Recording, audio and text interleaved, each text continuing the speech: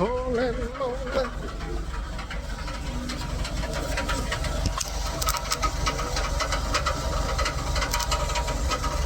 Not gonna be out of my sight. If you guys aren't new to the channel, you probably saw a couple of shorts ago I replaced this very same engine in an actually different vehicle. It was in a Chevy Silverado. This one is a GMC Sierra. Pretty much the same thing. As you guys see me propping up the hood, evacuating the Freon out of the system because the condenser and all that good stuff is going to have to come off. The whole entire front end is going to have to come off. And this is how we're going to go through this. Step-by-step process, as you guys can see. Now, I don't see a lot of tutorials on how to replace this engine on YouTube. I'm probably the only tech on YouTube that has these type of videos out there. Simply because, for the most part, these engines aren't giving too much issues if the customer is doing all they can to keep their vehicles running at tip-top shape. Now, this customer, on the other hand, judging off the condition of the transmission fluid, they're not doing a good job at keeping up with the service intervals. And the oil is extremely dirty. So, take care of your vehicles, people. With the charge air cooler pipes off, that gives me the ability to remove the 3 radiator fans, as well as the radiator, condenser, and charge air cooler. Next up, taking off the catalytic converter. If you guys haven't seen part 1, then you probably don't know how I got to this point. Go watch part 1 on this process. Now, this was neglected severely by the customer, and it's still being neglected because once I get this engine in, the transmission is probably a couple thousand miles away from going out too. Because when I took the transmission fluid cooler off, the fluid was black. It looked just like the oil. The oil in this vehicle. If you didn't see it, go watch the short. Probably a couple of shorts, depending on what I've uploaded to this point before this. Customer neglect leads to another engine needed. It is insane. All you have to do is change your oil, people. Trust me. And this engine is my second one. It's the same 2.7 L3B engine, but it's in a GMC this time. The first one I did, if you guys haven't checked that out, I documented a couple videos on that one, shorts wise. Go check it out. Now swapping over all necessary parts. Now, normally when you have fairy dust in your oil and you have a turbo, 9 times out of 10, you want to replace the turbo as well along with the engine. But guess what? As you guys saw, I did that with the first engine I had. But of course, this is outside of warranty. It has 117,000 miles on it. The customer neglected this vehicle to the point where the oil was black. It looked like diesel oil. Once it gets to that, when you change your oil should at least be a little brown.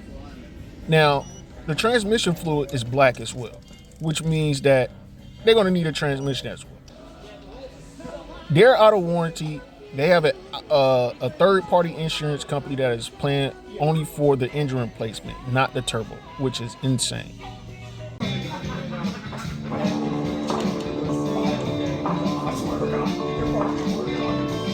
Money can't buy happiness, but it can buy me a truck. What any damn done if you want to try? Who's a man?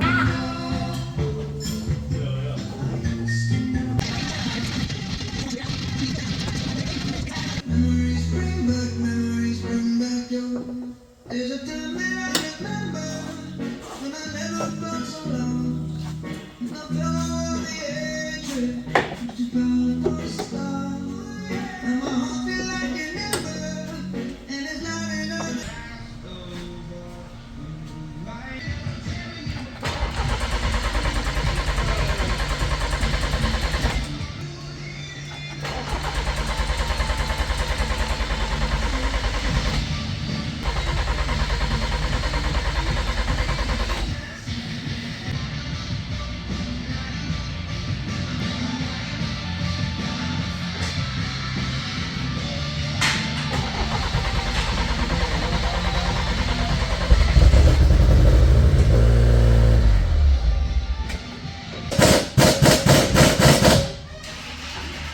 $12,000. That's insane. Without replacing the turbo. Normally, when we have engines that have internal failures and metal starts to circulate throughout the engine as well as the turbo, we replace the turbo. But this customer is out of GM warranty, so having that luxury of GM paying for the engine and the turbo, they don't have it. They got to go through it, and they went through a third-party warranty company, and they do all they can to cut corners. They cut corners on this one, so hopefully the turbo doesn't work.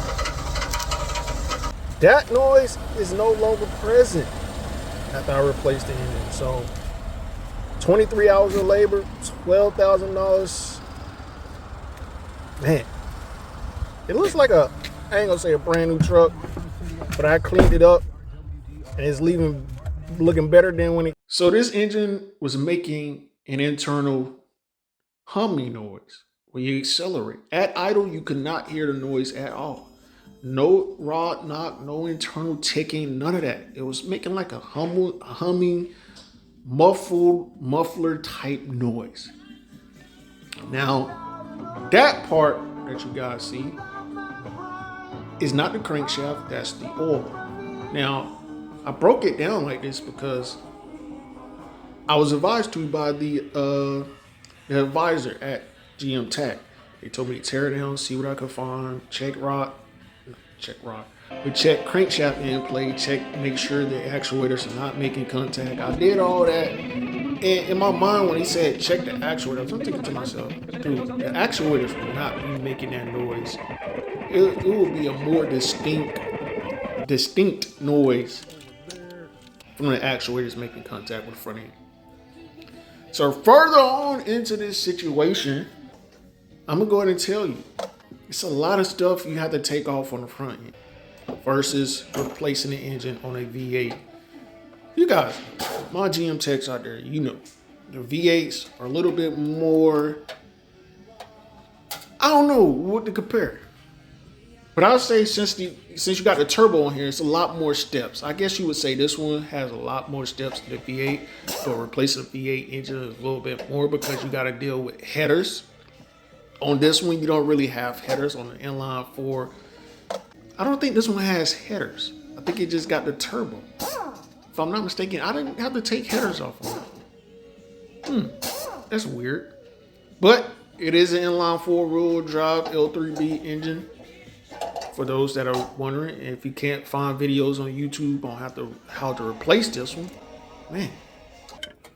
So taking it out. Next process, swapping over the non-one-time use components.